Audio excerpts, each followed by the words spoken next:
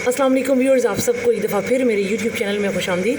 Viewers, हमने PhD math portion start किया था, तो चलते हैं अपने नेक्स्ट क्वेश्चन की तरफ। हमारे पास नेक्स्ट क्वेश्चन है कि the matrix product A B equal to O where O represent null matrix then. ये ऑप्शंस है, आप इन ऑप्शंस को देख लें। हमारे पास ए बी का प्रोडक्ट मीन अगर ए बी को मल्टीप्लाई किया जाए तो रिज़ल्ट हमारे पास ओ आएगा। ओ मीन नल मैट्रिक्स, मीन के अंदर वाले मैट्रिक्स में जितने भी नंबर होंगे वो हमारे पास उनका रिज़ल्ट जो होगा वो ज़ीरो के बराबर आएगा, ठीक है। और इसको हम ओ से रिप्रेजेंट करते हैं। तो इसमें ऑप्शन दिया है कि क्या हम अगर हम फर्स्ट ऑप्शन में है कि अगर ए को ज़ीरो लें और बी को ज़ीरो लें तो तब हमारे पास ज़ीरो आएगा। ए को लें या सिर्फ बी को लें तो तब हमारे पास नल मैट्रिक्स आएगा। सिर्फ ए को लें या ऑल ऑफ द अबव। तो देखते हैं, ये पहला ऑप्शन जो है ए को लें और बी को लें, ठीक है। तो अगर मैं ए को भी ज़ीरो ले लूँ, ठीक है, मल्टीप्लाई बाय, और बी को भी ज़ीरो ले लूँ तो रिज़ल्ट मेरे पास नल मैट्रिक्स ही आएगा। इसको देख लें, 0 0 टाइम 0 0 0 0, ये हो गया, ठीक है, तब भी नल मैट्रिक्स ही आएगा। इसके बाद अगर दूसरा ऑप्शन था, अगर हम क्या करें, हम या ए को ले लें या बी को ले लें, तो मैं ए को ले लेती हूँ 2 1 3 2 और बी को ले लेती हूँ 0, एक को ले लेती हूँ सिर्फ, तो तब भी मेरे पास रिज़ल्ट आएगा ओ मीन नल मैट्रिक्स। फिर उन्होंने कहा है कि अगर आप सिर्फ ए को ले लें नल मैट्रिक्स और दूसरे मैट्रिक्स को कोई नाम दे दें तो तब भी रिज़ल्ट आपके पास आएगा नल मैट्रिक्स। तो देखें, अगर दोनों को ज़ीरो लिया तो तब भी रिज़ल्ट नल मैट्रिक्स। अगर उन्होंने कहा या ए को ले या बी को लें तो मैंने इसमें सिर्फ बी को नल ले लिया तो तब भी रिज़ल्ट नल मैट्रिक्स, और अगर मैंने सिर्फ ए को नल लिया तो तब भी रिज़ल्ट नल मैट्रिक्स। तो इसका मतलब है कि हमारे पास इसमें जो करेक्ट ऑप्शन था वो था D, all of the above. जी तो व्यूअर्स, अब मेरे पास इसमें नेक्स्ट क्वेश्चन है कि if b square minus 4ac is less than 0 then the roots. हमने type of nature of root बताना है कि हमारे पास रूट्स जो होंगे वो किस नेचर के होंगे। इसमें ऑप्शन हमारे पास थे कि रियल अनइक्वल होंगे, रियल इक्वल होंगे, या अनइक्वल इमेजिनरी होंगे। फिर आप पेपर में ऑप्शंस देख लें। अब मैं चलती हूँ इसको सॉल्व करने की तरफ। तो इसको सॉल्व करने का तरीका ये है, हमारे पास असल में एक क्वाड्रेटिक इक्वेशन है जो कि होता है ax² plus bx plus c। ये हमारे पास क्वाड्रेटिक इक्वेशन है, और ये इस क्वाड्रेटिक इक्वेशन का डिस्क्रिमिनेंट मालूम करने के लिए हमारे पास ये एक्सप्रेशन है, ये फार्मूला है। हम इसको डिनोट करते हैं डी से। डी मीन डिस्क्रिमिनेंट, जो कि है बी स्क्वायर माइनस 4ac। जब आपसे कहा जाए कि ये क्वाड्रेटिक इक्वेशन है, इसका डिस्क्रिमिनेंट फाइंड करें कि आया ये लेस देन 0 आता है, इक्वल टू 0 आता है, या ग्रेटर देन 0 आता है, तो इस क्वाड्रेटिक इक्वेशन का डिस्क्रिमिनेंट फाइंड करने के लिए हमारे पास ये एक्सप्रेशन है।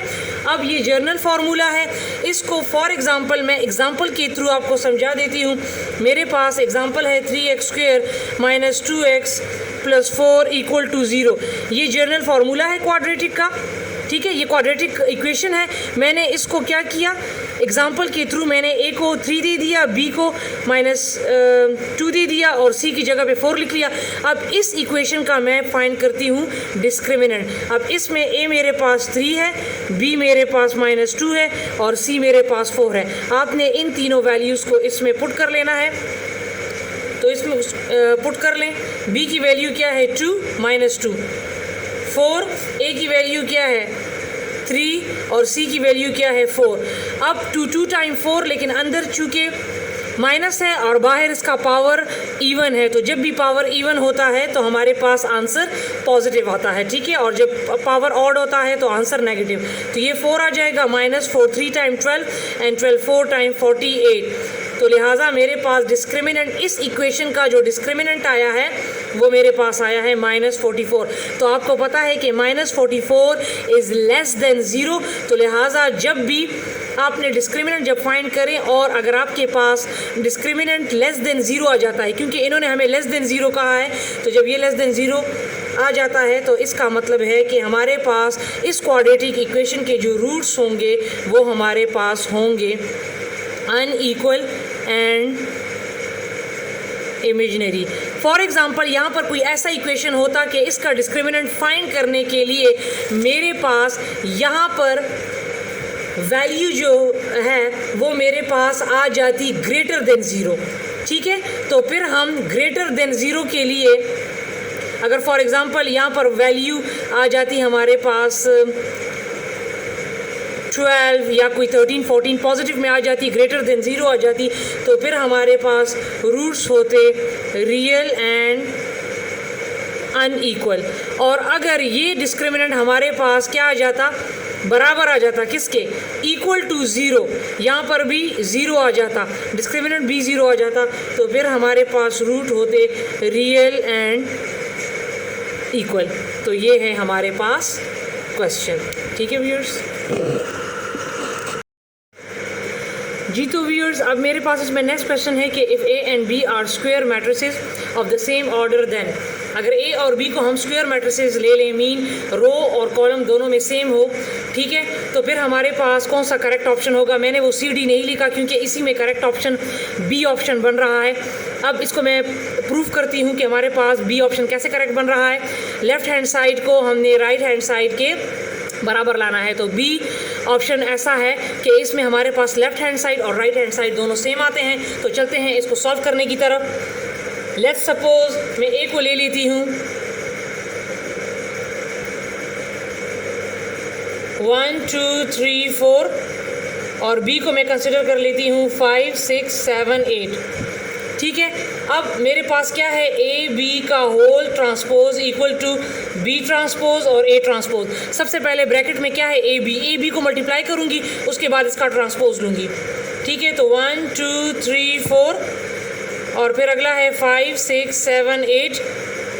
इसको मल्टीप्लाई करने का मैंने तरीका बता दिया था पिछली वीडियो में बहुत डिटेल में। फर्स्ट रो फर्स्ट कॉलम, फिर फर्स्ट रो सेकंड कॉलम, फिर सेकंड रो फर्स्ट कॉलम, फिर सेकंड रो सेकंड कॉलम। मैं इसको डायरेक्ट मल्टीप्लाई कर लेती हूँ।